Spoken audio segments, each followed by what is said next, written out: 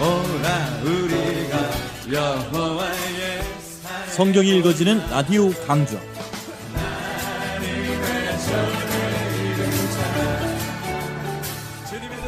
안녕하세요, 유명숙입니다. 시작이 반이라고 하더니 오늘이 벌써 7번째 시간입니다. 이제 구약 전체 윤곽이 들어오시나요? 구약만 1330여 페이지, 정말 쉽지 않은 여정입니다. 하지만 꾸준히 노력하면 조금씩 말씀이 열릴 겁니다. 지난 시간에는 열왕기서를 중심으로 공부를 했습니다. 솔로몬이 죽고 남북이 분열되면서 북이스라엘은 여로보암이 왕이 되어 약 200년의 역사가 흐르다가 BC 721년에 아수르의 멸망을 하고 남유다는 솔로몬의 아들 르호보암이 왕이 되어서 BC 587년 바벨론에 망하기까지 약 330년의 역사가 흘러갔죠. 바알과 아세라, 즉 세상 나라를 정복하라고 가나안 땅에 들여보냈는데 정복은커녕 오히려 바알과 아세라를 섬기면서 그들과 섞여버리는 역사를 쓰게 됩니다.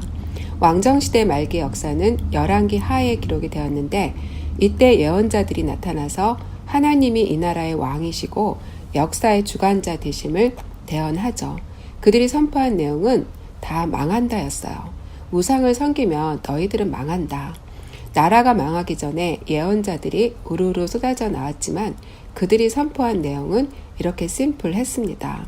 정말 예언자들의 말대로 나라는 망하고 포로들이 바벨론에 끌려가면서 백성들은 두 군데로 나뉘어서 살게 되죠. 아직 본국에 남아있는 사람도 있고 바벨론에 끌려간 사람도 있고 예루살렘과 바벨론 이렇게 무대가 두 개가 있다는 생각을 하고 성경을 읽으면 이 부분의 역사가 보다 더 입체적으로 보이게 됩니다. 예루살렘에서는 예레미야가 활동을 하고 지금 당장은 바벨론에게 멸망을 하지만 70년 만에 다시 돌아올 것을 예언하면서 여호와만을 신뢰할 것을 눈물로 호소하고 있었죠. 한편 바벨론에서는 다니엘과 에스겔이 활동을 합니다. 에스겔 역시 지금 너희들은 벌을 받고 있는 거다. 하지만 반드시 회복된다. 심판하시나 구원하신다는 회복의 메시지를 선포하고 있습니다. 다니엘도 비록 바벨론에 끌려와 있지만 왕궁의 미래학자로 세계사에 관련된 제국의 역사를 예언하고 그것을 기록으로 남겨놓고 있습니다. 그런데 정말 예레미야의 예언대로 70년 만에 포로들이 예루살렘으로 돌아오는 거예요. 그때가 바로 BC 538년이었어요. 심판하시지만 구원하신다고 했는데 정말 예언대로 된 거죠. 페르시아가 바벨론을 정복하면서 새로운 식민 정책을 발표했습니다. 아수르가 혼혈 정책을 쓰면서 피지배 민족들을 잔혹하게 눌렀지만 그러한 정책이 제국의 성장에 전혀 도움이 안 된다는 것을 깨닫고 바사왕 고레스가 포로들을 각자 자기네들 나라로 돌아가게 하는 포로 교환 정책을 발표한 거죠. 오히려 이러한 정책이 각 민족의 정체성을 살려주고 그들로 하여금 충성할 수 있는 분위기를 만들어두자는 것이 페르시아의 번영에 도움이 될 거라는 판단을 내린 겁니다. 3차에 걸쳐 수룹바벨, 예수와 에스라, 느헤미야를 중심으로 포로들이 본토 이스라엘 땅으로 속속 들어오게 됩니다. 이런 포로 이후의 생활이 에스라서에 기록되어 있습니다. 수룹바벨과 예수아를 중심으로 1차로 돌아온 포로들이 무너진 성전을 재건하기 시작했는데 그 당시 북이스라엘 사람이었던 사마리아 사람들이 성전 재건에 동참하기를 원했어요. 그런데 남유다 사람들은 이들을 받아들이지 않았죠. 왜 그랬을까요? 그 당시 북이스라엘은 아수르에 망하면서 아수르가 펼쳤던 혼합 정책으로 이방 사람들과 많이 섞이게 되었죠. 그래서 남유다 사람들은 그들을 사마리아인이라고 부르면서 이단시하고 성전 재건 운동에서 제외를 시킵니다. 이때부터 사마리아인들은 성전 건축을 방해하기 시작하죠. 성전 건축이 사실상 도시를 요새화시킨다는 중상모략으로 페르시아 왕을 설득시켜서 성전 건축하는 일을 중단시켰어요. 백성들은 자기들의 집과 농경지를 돌보는 일에 주력하게 되고 성전 건축은 기초를 놓는 단계에서 중단되어 16년간 공사가 멈춥니다. 바로 이때 학개와 스가랴 선지자가 나타나서 삶의 터전으로 돌아간 백성들에게 용기와 격려의 메시지를 전하고 다시 힘을 얻은 백성들은 열심히 성전을 재건해서 드디어 BC 516년에 성전을 완공합니다. 이 부분에서 학개와 스가랴서를 읽으시면 됩니다. 팔레스타인 땅 예루살렘에서 포로 귀환 공동체를 중심으로 일어난 일이죠.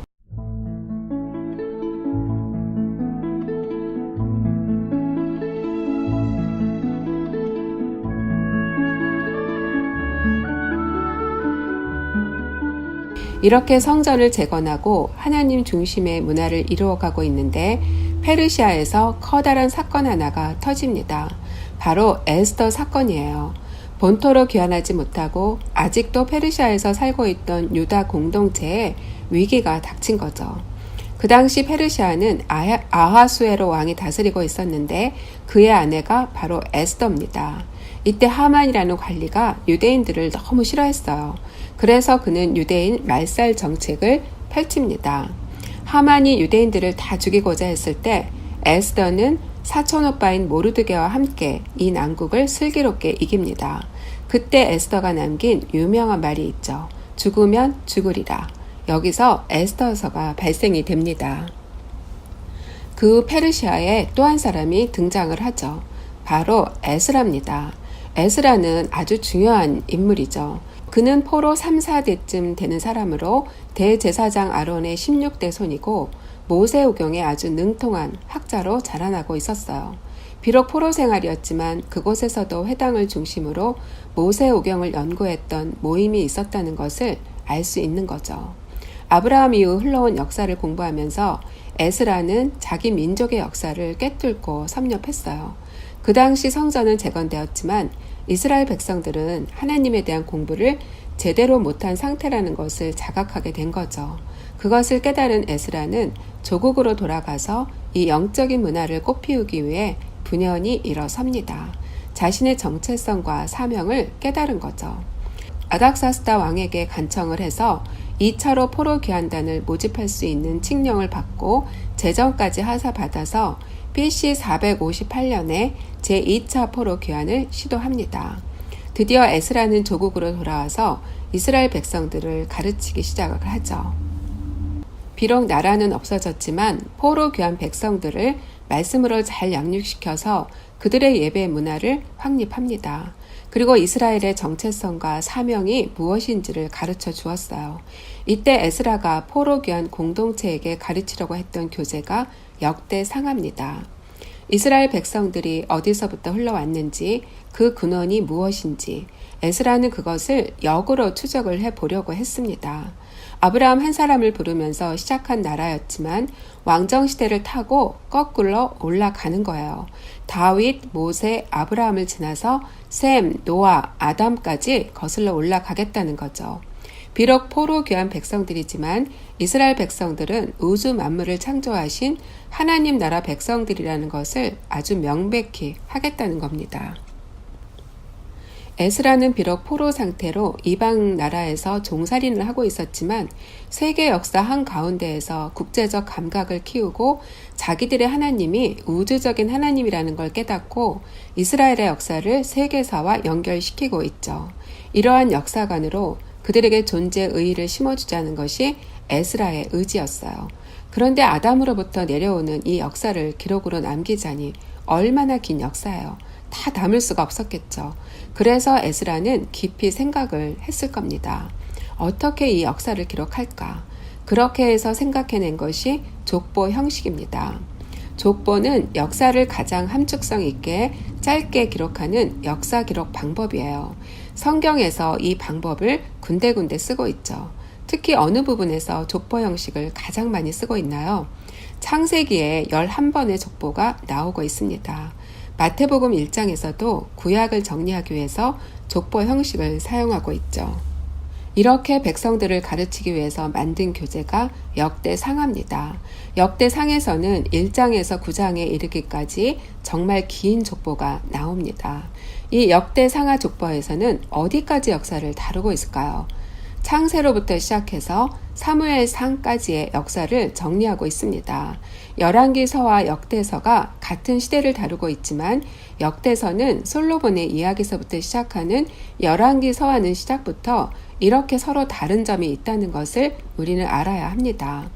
족보가 끝나고 10장부터는 다윗 왕의 이야기가 나오는데 에스라는 무엇보다도 다윗 왕이 이룬 성전 문화에 중점을 두고 있습니다.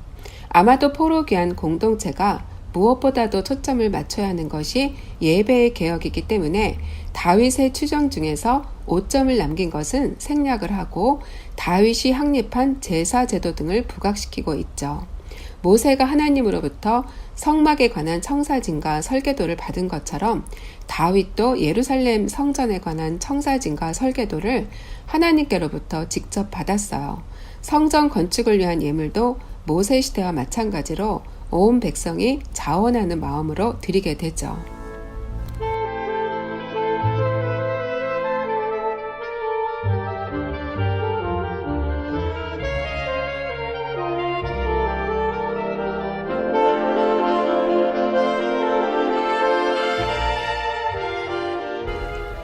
역대하로 가면 솔로몬과 남북이 분열되는 이야기 그리고 열왕들의 이야기가 나오는데 북방 이스라엘의 역사를 주로 다룬 열왕기서와는 달리 역대기에서는 남방 유다만의 역사를 다룹니다. 이렇게 역대기에서는 다윗 왕조로 이어지는 남방 유다만의 역사를 자세하게 기록하면서 다윗의 혈통만이 정통 역사라는 걸 보여주고 있습니다. 그리고 열왕기서에서는 북이스라엘이 망하게 된 이유가 여로보암의 길, 아합의 길로 갔다고 평가를 했는데 역대기에서는 여호와 앞에서 겸비하지 않았기 때문이라는 평가를 하고 있습니다. 끝 부분 역시 다릅니다. 열왕기 하는 남유다가 단계적으로 멸망하는 이야기를 자세히 다루고 백성들이 바벨론으로 잡혀가는 이야기로 끝이 나는데 역대하에서는 마지막 네 왕의 이야기를 짧게 다루고 바사왕 고레스의 칙령까지를 다루고 있습니다. 고레스 칙령까지를 담고 있다는 이야기는 이스라엘 백성들이 70년간의 포로 생활을 끝내고 다시 고국으로 돌아왔다는 이야기입니다. 바벨론 시대가 끝나고 페르시아 시대가 왔다는 것을 알리는 거죠. 역대기는 이런 관점으로 포로 귀한 공동체를 대상으로 에스라가 쓴 역사책이죠. 그리고 왕정시대 이후 포로시대 역사를 기록으로 남긴 것이 에스라서입니다. 나라가 멸망한 이후 역사 기록이 없었는데 포로 귀환 이후 행해졌던 문화 행사나 사회 정화운동 같은 포로 귀환 시대 역사를 정리한 책이 바로 에스라서입니다. 이즈음 느헤미야를 중심으로 3차 포로 귀환단이 페르시아에서 돌아옵니다. 에스라가 귀환하고 14년 후의 일입니다.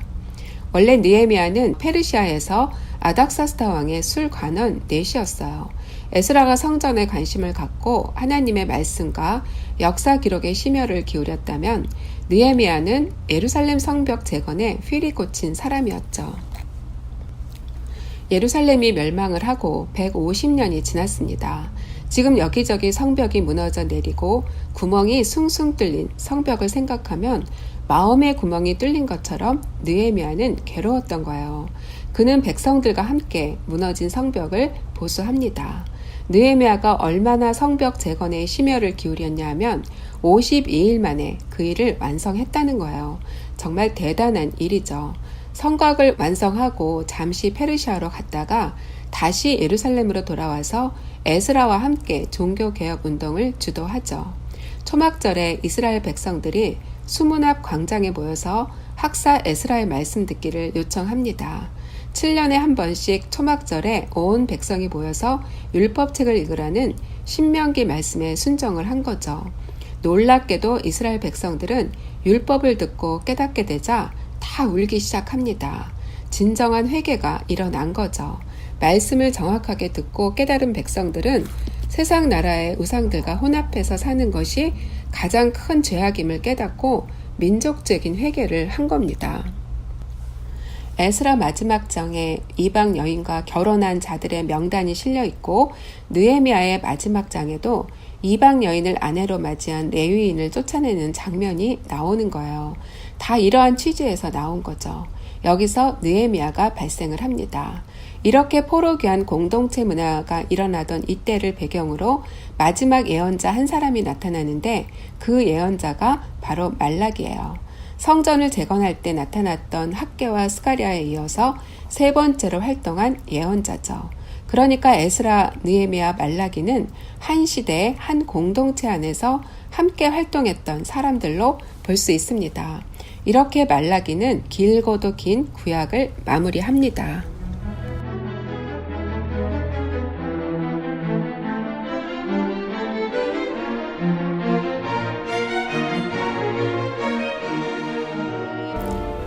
에스라 포로 귀환 공동체가 구약의 마지막 무대고 그 당시 사람들에게 마지막 메시지를 전하는 사람이 바로 말라기니까 말라기가 구약 전체를 마무리하는 예언자가 되는 셈이죠.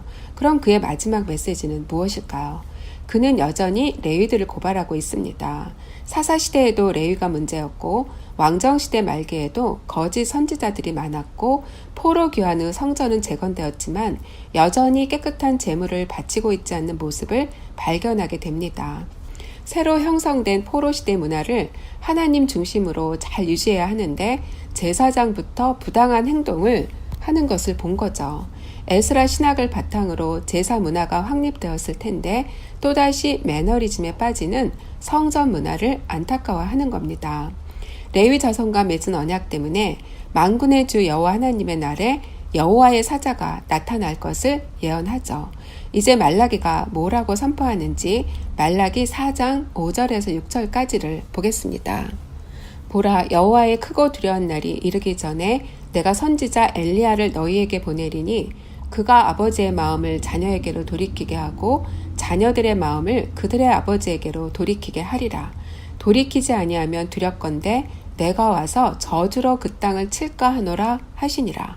여호와의 크고 두려운 날이 이르기 전에 엘리야가 나타날 것이라는 사인을 주면서 구약은 긴 커튼을 닫습니다. 구약의 엘리야는 신약에 누구로 나타날까요? 세례 요한이라고들 하죠. 창세기에서부터 시작해서 구약의 마지막 무대인 포로 귀환 공동체에 이르기까지 어떤 역사를 타고 흘러왔는지 6번에 걸쳐서 이야기 형식으로 훑어보았습니다. 퀴즈 하나를 내겠습니다. 포로 귀환 공동체를 대상으로 쓴 역사서는 무엇일까요?